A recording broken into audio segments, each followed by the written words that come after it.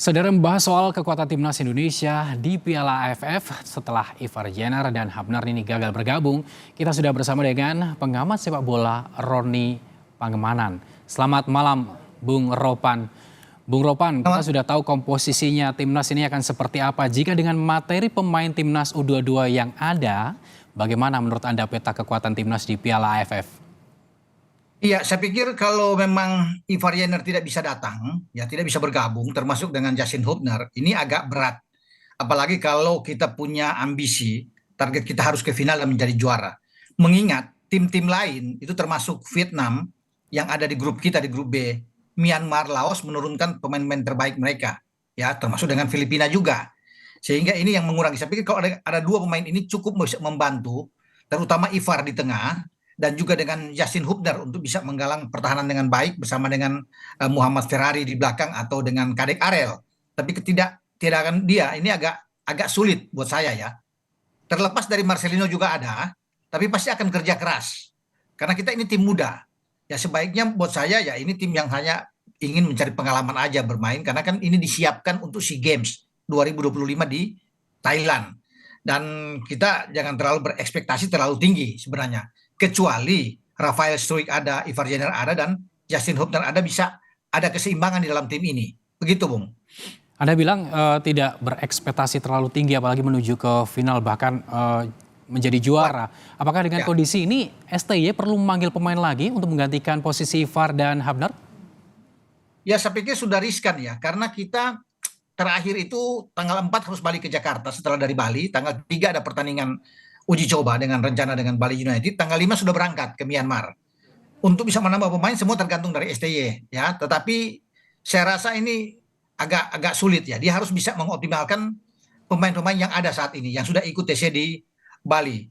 Nah, pemain-pemain yang ada sebenarnya cukup kalau untuk di starting 11, tetapi keseimbangan tim itu dengan pemain yang ada di bench sedangkan untuk masuk, katakan misalnya Asnawi tidak bisa bermain atau cedera, Pratama Arhan, Marcelino, yang masuk menggantikan itu kan levelnya jauh karena mereka sudah bermain di level senior yang saya bilang tadi. Kalau starting 11 saya masih yakin semoga mereka itu tidak cedera, baik-baik saja, yang sehingga STY bisa mengandalkan mereka dari satu pertandingan ke pertandingan yang lain, terutama pertandingan tanggal 15 Desember itu akan menghadapi laga yang sulit, menghadapi Vietnam di Fitri Stadion ya, di markasnya Vietnam. Jadi saya pikir STY harus berhitung benar untuk bisa melihat pemain-pemain mana yang harus dia andalkan di dalam pertandingan di fase grup ini, begitu. Anda ingin mengatakan bahwa ini ujian bagi Sinteyong untuk memoles pemain muda agar bersinar di Piala AFF, Bung Ropan? Ya, saya kira demikian ya. Ini ujian juga bagi dia, pertaruhan bagi STY untuk bisa membuktikan. Ya, ya paling tidak bagi saya itu ke semifinal dulu lah. Kalau ke semifinal kan kita artinya ada sesuatu yang bagus untuk kita bisa berandai-andai bisa lolos ke final.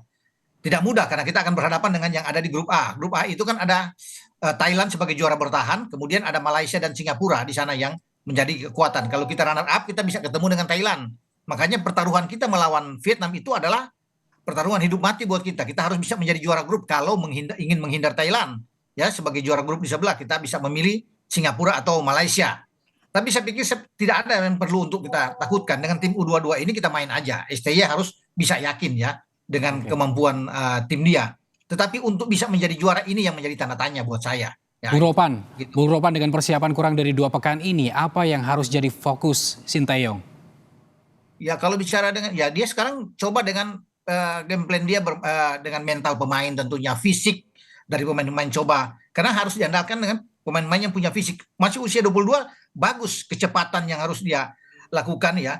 Dan taktik yang apa yang harus dia andalkan nanti menghadapi tim-tim seperti Myanmar, Laos. Karena kita kan ada 2 kali kandang. Setelah Myanmar balik melawan Laos, kita ke markas Vietnam, baru kita balik tanggal 21 Desember itu melawan dengan Filipina. Jadi kalau bilang apa ya tergantung dari STY. Apakah 3-4-3 yang dia akan mainkan atau bisa memainkan dengan 3-4-1-2. Mendorong Marcelino lebih ke depan di belakang 2 striker.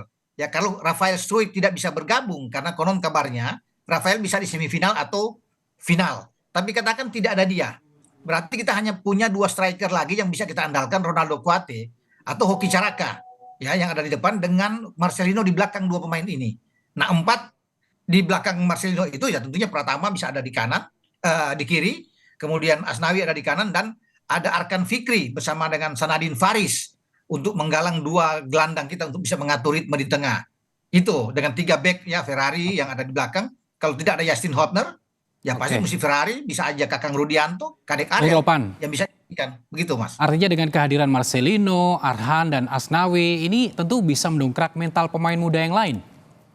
Ya, memang kalau dengan kehadiran mereka akan mendongkrak, tapi tidak cukup saya pikir dengan 3 pemain tersebut. Selain 3 pemain tersebut kan sebenarnya ada pemain-pemain yang sudah tampil di level senior yang diberikan kesempatan oleh STY. Katakanlah ini ada Hoki Caraka, Muhammad Ferrari ya, ada Arkan Fikri yang sudah pernah dimainkan juga. Tetapi dengan hanya mengandalkan Marcelino, kemudian dengan Pratama Arhan dan Asnawi, ini belum cukup kecuali saya pikir ada 3 nama yang disebut yang masih 50-50 ini. Ya Rafael Struijk ada, Ivar Jenner ada, dan Justin Hubner ini mungkin lebih oke buat kita. Jadi kita bisa menjaga stabilitas keseimbangan permainan yang ada di starting 11. Karena ada pemain yang bagus di sektor gelandang seperti Ivar, yang kita tahu bersama tidak perlu diragukan lagi, dia bermain di senior, dan ada pemain satu di belakang yang kuat, yang bermain seperti Justin Hubner. Dan ini akan menjadi tandem yang bagus bersama dengan Ferrari, dengan Kadek Ariel. Nah di depan kalau ada Rafael, ini akan jauh lebih bagus. Enak bagi Marcelino untuk menggalang kerjasama yang baik di antara mereka, ditambah satu lagi dengan Ronaldo Kuate. Jadi gini Bung Ropan, Baik. jadi Ya. publik juga harus tahu ya kalau prioritas Piala AFF 2024 ini adalah untuk regenerasi.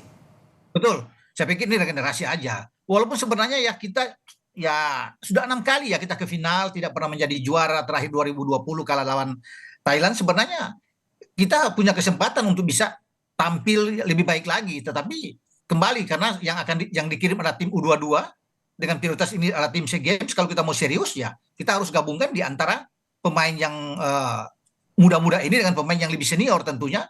Ambil di Liga 1 juga nggak apa-apa. Tapi ada benturan-benturan juga karena kompetisi kan berjalan juga di Liga 1. Jadi ya makanya kita bilang ini pertaruhan bagi STY untuk bisa membuktikan kalau sampai ke final ini luar biasa. Nggak usah juara, ke final aja dengan tim seperti sekarang tanpa Ivar, tanpa Justin, tanpa Rafael, saya berikan anjungan jempol luar biasa buat tim kita. Ya, kalau kita bisa ke final. Begitu. Tentunya kita juga harus berharap bahwa nggak sampai final saja, tapi juga bisa juara dalam Piala AFF. Terima kasih Iya. Bung Ropan telah bergabung bersama kami di Kompas Malam.